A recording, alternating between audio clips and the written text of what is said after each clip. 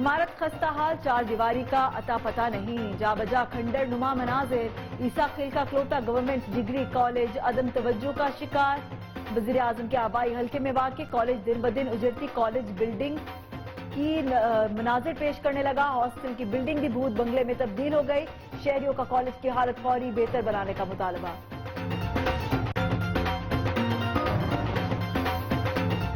وزیر اعلیٰ پنجاب عثمان بزدار کے حکم پر پولیس کلچر میں بڑی تبدیلی، منڈی بہاؤدین کے 11 تھانوں میں SOPs پر عمل درآمد کروانے کے لیے تعلیم یافتہ نوجوان آفیسرز اور سائلین کو تھانے کے دروازے سے عزت کے ساتھ لے جانے کے لیے اہلکار بھی تعینات۔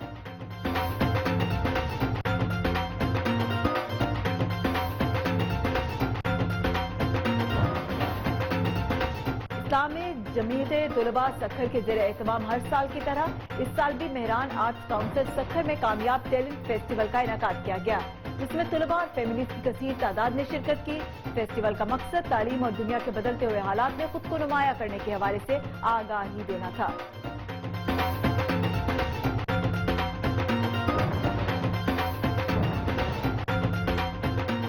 سرسوں کے ہری شاخوں پر سنہری پھول کھل گئے، سرسوں کے کھیتوں کا نظارہ دیکھو تو یوں لگتا ہے جیسے دھرتی نے زرد پھولوں کی کڑھائی والی سبز چادر اوڑھ رکھی ہو۔ سرسوں کی ہری بسنتی لہراتی فصل نہ صرف بہار کی پیامبر ہے بلکہ اس کا ذائقہ دار ساگ ملک بھر میں ہر کسی کو پسند ہے۔ اور جانور اور پرندے پالنے کا شوق بیشتر لوگ رکھتے ہیں، لیکن اب مچھلیاں پالنے کا رجحان بھی مسلسل بڑھ رہا ہے۔ قدرتی حسن کا شاہکار، خوبصورت اور جاذب نظر رنگ برنگی مچھلیاں دیکھنے کے لیے سمندر یا کسی دریا پر جانے کی ضرورت نہیں، بلکہ گھر میں ایک ایکویریم لائیں اور اپنا شوق پورا کریں۔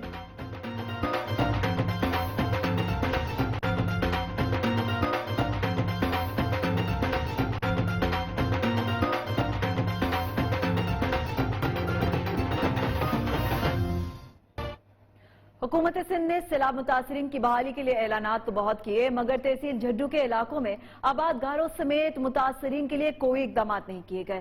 5 ماہ قبل پڑنے والے شگاف آج بھی اسی حالت میں موجود ہے۔ آبی گزرگاہوں اور سیم نالوں کو صفائی اور کھدائی کا کام کے منتظر ہیں۔ متاثرین نے ممکنہ بارشوں سے بچنے کے لیے اپنی مدد آپ کے تحت اقدامات شروع کر دیے ہیں۔ مزید جان لیتے ہیں شکیل مجاہد سے۔ بالکل حکومت سندھ کی جانب سے مونسون کی شدید بارش اور آبی گزرگاہوں اور سیم نالوں میں پڑنے والے شگاف سے سیلاب سے متاثرین اور زراعت کے نقصانات کے تخمینے کے لیے اعلانات کیے گئے اور ڈپٹی کمشنر کو ہدایت جاری کی گئی تھی کہ متاثرین کو معاوضے کی ادائیگی کی جائے، لیکن تحصیل جھڈو کے متاثرہ علاقوں کی صورتحال اس سے برعکس نظر آتی ہے۔ نہ ہی آبادگاروں کو فصلوں کے نقصانات کا معاوضہ دیا گیا اور نہ ہی متاثرین کی بحالی کے لیے کوئی اقدامات کیے گئے۔ میں اس وقت اس شگاف پر موجود ہوں جہاں پر شگاف پڑا ہوا، جہاں پر بیگ لگائے ہوئے ہیں لیکن اس کو پر نہیں کیا گیا۔ دوسری جانب گاؤں کے مکین اپنے خرچوں پر علاقے میں حفاظتی پشتے بنا رہے ہیں تاکہ آئندہ ممکنہ بارشوں اور سیلاب سے بچا جا سکے۔ جی ضلع انتظامیہ نوشہرہ نے حلقہ PK 63 میں ترقیاتی کاموں پر پابندی عائد کر دی۔ ڈپٹی کمشنر کی جانب سے جاری حکم نامے میں کہا گیا کہ PK 63 میں 19 فروری کو ضمنی الیکشن ہونے جا رہا ہے، اس لیے الیکشن کمیشن کے قواعد کے روز سے حلقے میں ترقیاتی کاموں پر پابندی عائد کی جائے۔ اس حوالے سے مزید جانتے ہیں پشاور میں ہمارے نمائندے جمیل خان سے۔ جمیل خان، کہیے گا کیا تفصیلات ہیں آپ کے پاس؟ جی بالکل، یہ جو نون لیگ PK 63 ضمنی الیکشن میں امیدوار ہے تو ان کی درخواست پر الیکشن کمیشن نے نوٹس دیتے ہوئے جو حلقہ PK 63 ہے تو اس میں ترقیاتی کاموں پہ مکمل پابندی عائد کر دی۔ حکومت کی جانب سے کسی بھی قسم کا اعلان نہیں کیا جائے گا، نہ ہی کوئی وزیر یا وزیر اعلیٰ خیبر پختونخوا یا کوئی سرکاری عہدیدار وہاں پہ جائے گا، میٹنگ میں شرکت کرے گا۔ تو یہ اعلان الیکشن کمیشن کی جانب سے کیا گیا ہے۔ جو حلقہ PK 63 ہے تو اس میں ضمنی الیکشن ہو رہا ہے جس میں نون لیگ کے امیدوار اختیار ولی اور الیکشن کمیشن کی جانب سے اعلان کر دیا گیا ہے۔ بہت شکریہ، آپ ہمیں اپڈیٹ کر رہے تھے۔ آگے بڑھتے آپ کو بتائیں ڈیرہ غازی خان میں شائع خورنوش کے ساتھ ساتھ سیمنٹ کی قیمتوں میں بھی آئے روز اضافے سے شہری دوہری پریشانی سے دوچار ہے۔ اس حوالے سے بھی آپ کو اپڈیٹ کریں گے۔ فی الحال آپ کو لیے چلتے ہیں احسن اقبال اس وقت اظہار خیال کر رہے ہیں۔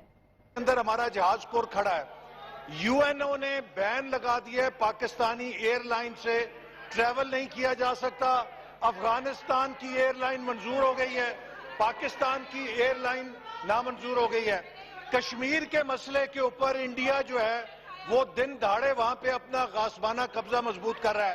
تو اگر وزیر خارجہ وزیر پارلیمانی امور بنا ہوا ہے تو پاکستان کی خارجہ وزارت کون چلا رہا ہے؟ یہی وجہ ہے کہ ہمیں یہ ذلت دیکھنی پڑ رہی ہے. جی ابھی ایجنڈے پہ آتے ہیں اور اس کے بعد یہ ایجنڈے کے بعد کچھ ہی بل چلاتے ہیں, اس کے بعد اس پہ بحث کریں گے تحریک التوا پہ. آئٹم نمبر 3 بلوں کا پیش کرنا. جناب جیمز اقبال صاحب, آئٹم نمبر 3 جو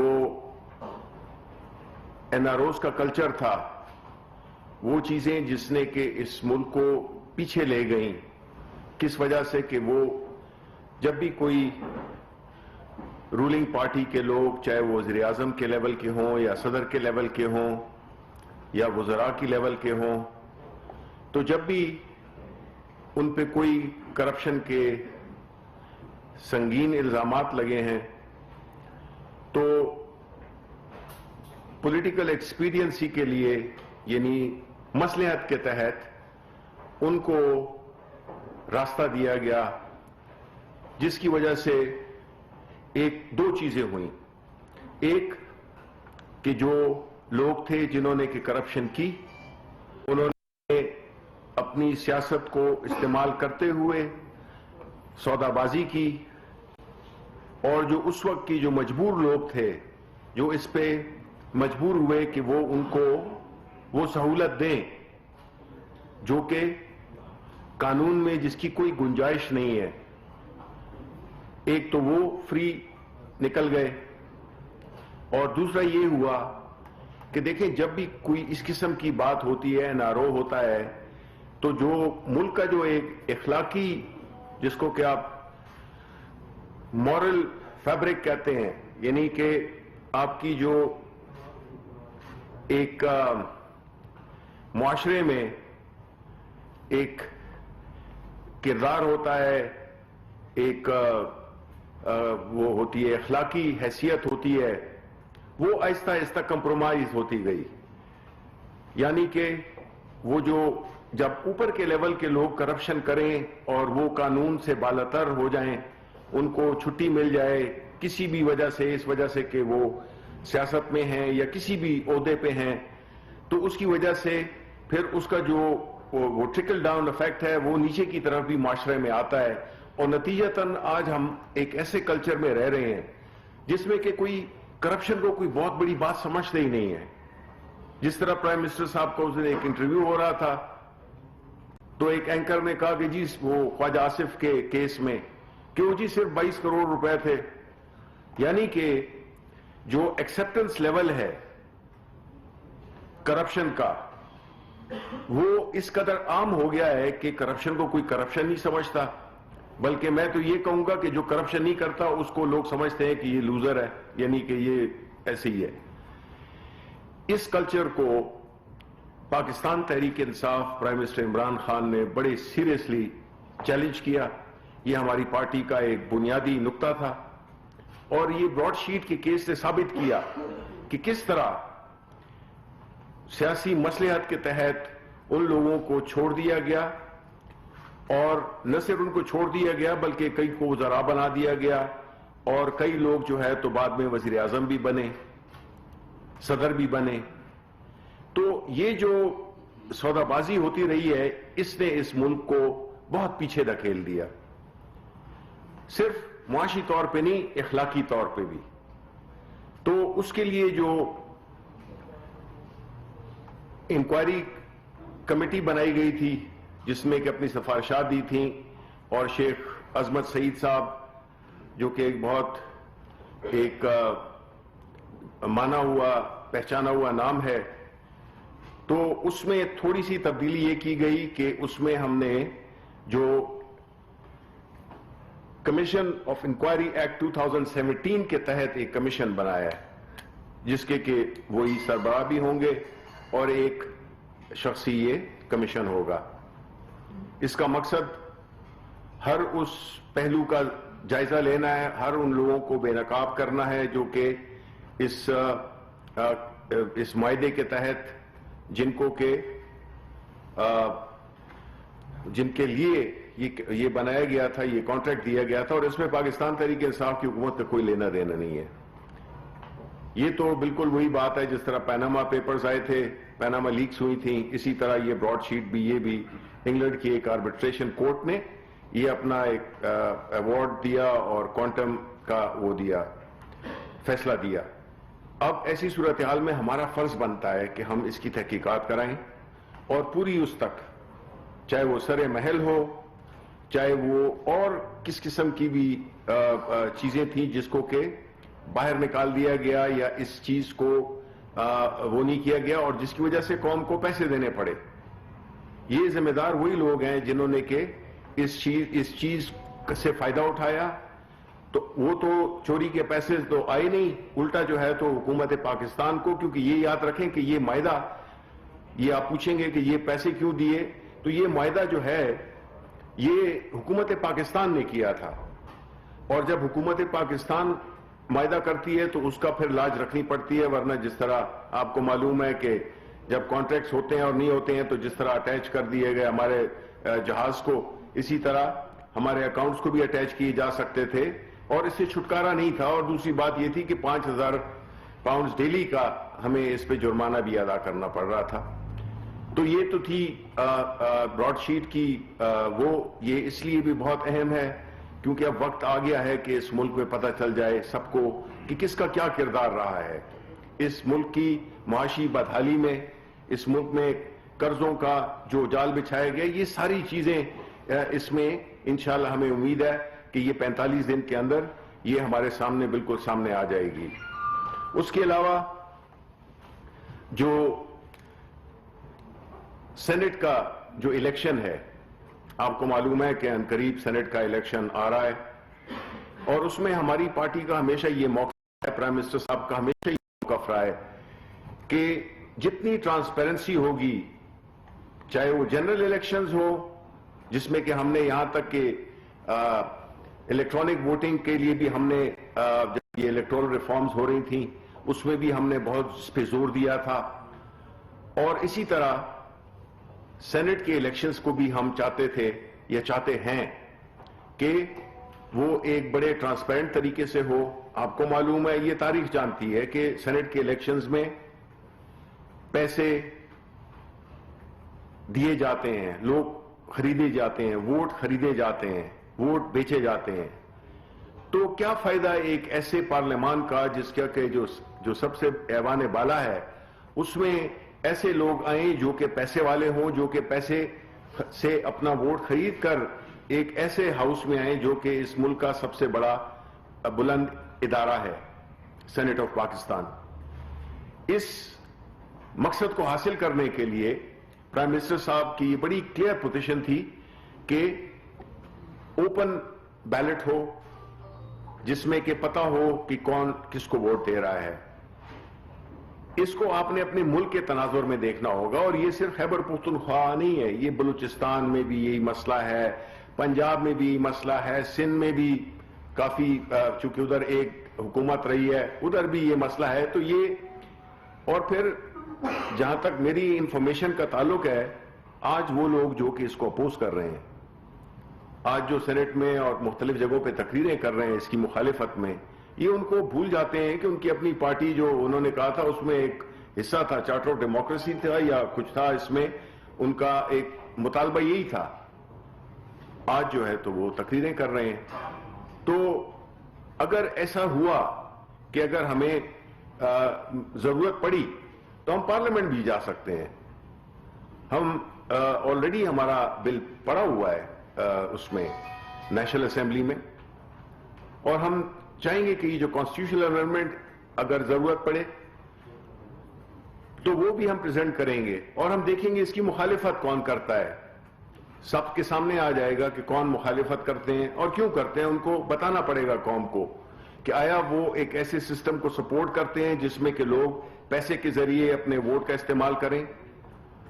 تو یہ ایک بڑا اہم چیزیں ہیں. یہ ہیں وہ تبدیلیاں جس کو آپ کہتے ہیں کہ جی نیا پاکستان کیا ہے. وہ یہی چیزیں ہیں جس سے کہ آپ کو قدم بقدم تبدیلی, یہ نہیں ہے کہ کوئی ایک ایونٹ نہیں ہے کہ ایک دن کا ہوگا, یہ ایک پروسیس ہے. اور یہ اس پروسیس میں ہم چاہتے ہیں کہ جتنی شفافیت آئے انسٹیٹیوشن لیول پہ, اداراتی لیول پہ, کہ اس میں ہم ایک ایسے قوانین رکھیں جس میں کہ ان چیزوں کو وہ کیا جائے، بائی پاس کیا جائے، جو کہ غلط روایتیں ہیں، غلط طریقے ہیں. تو اس لیے یہ جو ہے تو ایک اہم چیز ہونے والی ہے جس میں کہ انشاءاللہ ہم امید رکھتے ہیں، بیکاز ہماری نیت ٹھیک ہے. یعنی اس مقصد سے کون بحث کر سکتا ہے، کون اس سے اختلاف کر سکتا ہے کہ جو ہماری حکومت کہہ رہی ہے کہ یہ الیکشن شفاف طریقے سے ہوں. یہ نہ ہو کہ لوگ پھر جو ہے تو جس طرح کہ ہماری پارٹی نے پروٹیسٹ کیا، 4 حلقوں کی ہم نے مانگی، ابھی جو ہے تو بغیر ثبوتوں کے اپوزیشن جو ہے تو اس پہ وہ کر رہی ہے. تو ایک ایسا سسٹم ہونا چاہیے کہ اس بحث سے باہر ہو جائیں ہم کہ الیکشن ٹھیک ہوئے ہیں، غلط ہوئے ہیں، یہ ووٹ خریدے گئے ہیں، یہ بیچے گئے ہیں. اس لحاظ سے جو ہے یہ بہت ہی ایک اہم ایونٹ ہوگا جس میں کہ ہمیں اس مقصد کے قریب لے جائے گا جو کہ ہم چاہتے ہیں کہ وہ لوگ جو کہ پارٹی نامزد کرے ان کی وہ جب ٹکٹس دے تو وہ جو الیکشنز ہیں وہ کھلے طریقے سے ہوں. اس کے بعد ایک اور ذکر بھی ہے سکوک بانڈز کا. اب دیکھیں سکوک بانڈز جو ہے تو یہ کوئی پہلی دفعہ تو ہوا نہیں ہے کہ یہ جاری کیے گئے ہیں. پچھلی حکومت میں 2008 سے یہ سلسلہ چل رہا ہے. میں آپ کو یہ بتانا چاہتا ہوں کہ دیکھیں یہ ہمارے ملک میں جو انٹرسٹ بیسڈ لونز ہیں، یعنی کہ سود جس میں ہم دیتے ہیں، اور ہمارے کانسٹیٹیوشن کا بھی ایک حصہ ہے کہ ہم نے آہستہ آہستہ اس ملک کے فائنینشل سسٹم کو ربا فری کرنا ہے.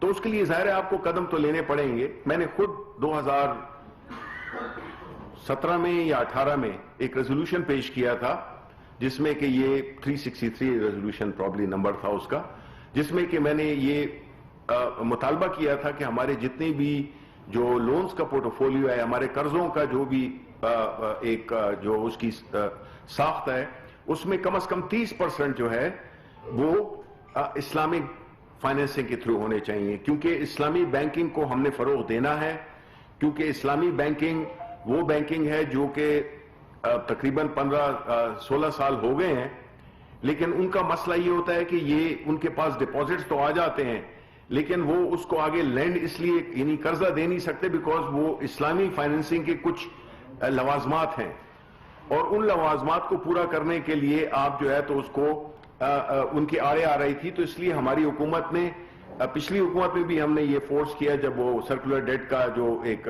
ڈیٹ کو ہم نے ڈسپلیسمنٹ کرنی تھی، یعنی مہنگے قرضوں کو ہٹا کے اسلامک فائنینسنگ کے تھرو ہم نے سکوک بانڈ جاری کیے تھے.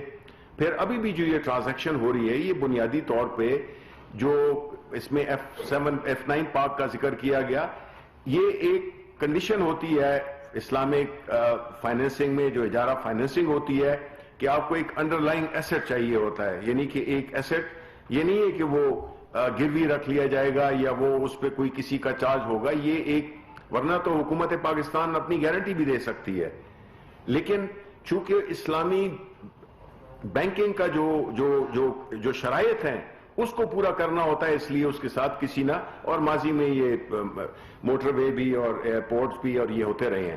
تو بہرحال اس میں بھی بات ہوئی اور پرائم منسٹر صاحب اوبویسلی جس طرح وہ ہیں انہوں نے کہا کہ اس میں تو کوئی وہ نہیں ہے، اگر ایسی بات ہے تو کسی بھی چیز کو اسلام آباد کلب کو یا کسی اور بلڈنگ کو آپ کر لیں اگر اس پہ کوئی وہ ہے. تو یہ بات ہوئی. اس کے بعد جو ہے تو اکانومی پہ جو ہے تو بات ہوئی. اب اکانومی ایک ایسا ایشو ہے جو کہ ہم سمجھتے ہیں کہ باوجود اس کے کہ جس طرح کے حالات تھے اس پہ بڑی اپوزیشن غلط بیانی کرتی ہے اور لوگوں کو گمراہ کرنے میں کوئی کسر نہیں چھوڑی ہوئی کہ جی اس حکومت نے یہ کر دیا وہ کر دیا. بنیادی طور پہ یہی ہے کہ جب حکومت آئی اس کی حالت انتہائی ناگفتہ تھی، معاشی حالت ناگفتہ تھی، بیکاز جو بنیادی چیزیں ہوتی ہیں جب تک آپ کے جو سٹرکچرل پرابلمز ہیں ان کو آپ ریزالو نہ کریں تو آپ کا مسئلہ رہے گا. کیا کیا پچھلی حکومت نے؟ انہوں نے ڈالر کو مصنوعی سطح پہ رکھا جس کی وجہ سے ایک تو یہ ہے کہ جو قرضے جس کے بارے میں ابھی میں بات کروں گا وہ کم نظر آتے تھے. دوسری بات یہ تھی کہ امپورٹس آپ کو سستی نظر آتی تھیں, اس سے انڈسٹری تباہ ہوئی, بیکاز انڈسٹری بنانا بارے میں نہیں آتا تھا کیونکہ امپورٹڈ چیز سستی ہوتی تھی.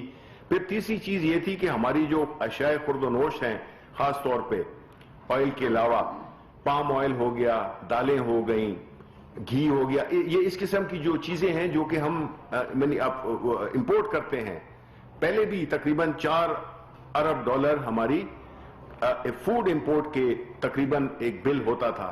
تو ظاہر ہے کہ جب وہ اتنے اماؤنٹ میں آپ اگر امپورٹ کریں گے اور اگر پھر ڈیویلویشن ہو, اور ڈیویلویشن ہم نے کیوں کی؟ ڈیویلویشن اس لیے کی کہ ایک تو یہ ہے کہ جو اس کو ہم نے یہ نہیں ہے کہ ڈیویلیو کیا, ہم نے اس کو مارکیٹ کی اس پہ چھوڑ دیا کہ جو بھی مارکیٹ تعین کرے اس کا ریٹ وہی ایک ریٹ ہوگا, اور وہ ہوا.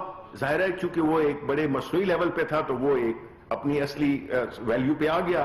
اس سے کیا ہوا کہ ہمارے قرضے بھی بڑھ گئے, اور دوسرا یہ ہوا ہے کہ جو چیزیں ہم امپورٹ کرتے ہیں وہ ظاہر ہے کہ مہنگی ہو گئیں. تو یہ ایک بنیادی وجہ تھی کہ ہماری اکانومی کو IMF میں بھی جانا پڑا کیونکہ حالات ایسے تھے, ڈالر ریزرو کچھ بھی نہیں تھے, کرنٹ اکاؤنٹ ڈیفیسٹ ہمارا بہت بڑا ہوا تھا, 60 ارب کی امپورٹس ہوتی تھیں اور 20-22 ارب ڈالر کی ایکسپورٹس ہوتی تھیں. پھر ریمیٹنسز کو ملا کے تو پھر بھی ہمارا جو کرنٹ اکاؤنٹ کا جو خسارہ ہے وہ پھر بھی 20 ارب ڈالر کے لگ بھگ ہوتا تھا. اس کو ہم نے تقریباً زیرو پہ لے آئے, بلکہ کچھ دنوں میں تو پازیٹیو میں بھی چلا گیا. تو یہ جو اکانومی تھی, پھر اس کے بعد ہم سنبھالا دے ہی رہے تھے کہ کووڈ بھی آ گیا. اب دیکھیں آپ کو دنیا کے مطابق اس میں کوئی شک نہیں, اور حکومت کو اس چیز کا پورا احساس ہے کہ مہنگائی ہے جو کہ اب کم ہو رہی ہے. لیکن ہم یہ کہتے ہیں کہ ایک طرف تو ہم نے ایک مصنوعی سطح پہ ایک چیز کا علاج کرنا ہے, مصنوعی لیول پہ, جس میں کہ کل ایک بہت بڑا دھماکہ ہو جائے. تو بہتر یہی ہے کہ آپ کو, جو کہ ماضی میں ہوتا رہا تھا کہ جی آپ بجلی کی قیمتیں نہ بڑھائیں, یہ پولیٹیکلی تو بڑا فیوریبل ہے, یہ کام ہم بھی کر سکتے ہیں. دوسرا ہے کہ اس کی وجہ سے سرکولر ڈیٹ بڑھ جاتا ہے.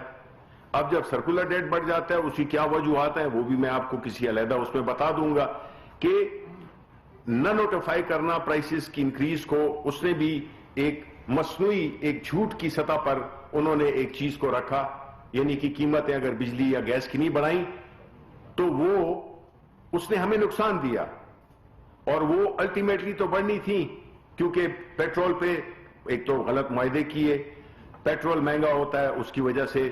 پھر جو انیفیشنسیز تھیں جنریشن پہ بڑی توجہ دی گئی کیونکہ اس میں کمیشنز بھی انوالو ہوتی ہیں اور وہ جلدی بھی بن جاتے ہیں 2 سے 3 سال میں, تو نہ ٹرانسمیشن پہ توجہ دی گئی اور نہ ڈسٹریبیوشن پہ توجہ دی گئی. تو جو مین فگرز تھے وہ آپ کو علم بھی ہوگا, لیکن اس پہ ہمیں ڈسکشن ہوئی کہ جتنے بھی جو بنیادی وہ ہیں اشاریے ہیں وہ سارے پازیٹیو میں جا رہے ہیں. الحمدللہ ایکسپورٹس بڑھ رہی ہیں, امپورٹس تھوڑی سی بڑھی ہیں بیکاز ہم نے اس سال میں, پچھلے سال میں گندم کی, چینی کی امپورٹ کی. پھر ہماری ریمیٹنسز تو الحمدللہ بہت ہی اس میں بڑھاؤ آیا ہے. پھر اس طرح ہمارے جو ریزروز ہیں وہ بھی الحمدللہ کمفرٹیبل بڑھاؤ آیا ہے. پھر اس طرح ہمارے جو ریزروز ہیں وہ بھی الحمدللہ کمفرٹیبل سطح پر ہیں. پھر ہماری جو ایگریکلچر سیکٹر ہے, ایگریکلچر سیکٹر ایک ایسا سیکٹر ہے جو کہ اس کا سب سے اہم ترین ہمارا جزو ہے, لیکن بدقسمتی سے اس پہ اتنا کام نہیں ہوا, نہ ماضی میں اور نہ ابھی ان حالات میں. ہم نے بڑی کوشش کی ہے اور ابھی ایک اسپیشل ٹاسک فورس بھی بنی ہوئی ہے, فخر امام صاحب کی بھی, اور پرائم منسٹر صاحب ہر ہفتے اس کی میٹنگ بھی کر رہے ہیں, کل بھی ہوئی ہے. تو ہماری سوائے کاٹن کے باقی جتنی بھی ہماری رائس ہو گئی, میز ہو گئی اور شوگر کین, اس کی جو پروڈکشن ہے وہ. بلیٹن میں وقت ہوا ایک بریک کا, ہمارے ساتھ رہیے.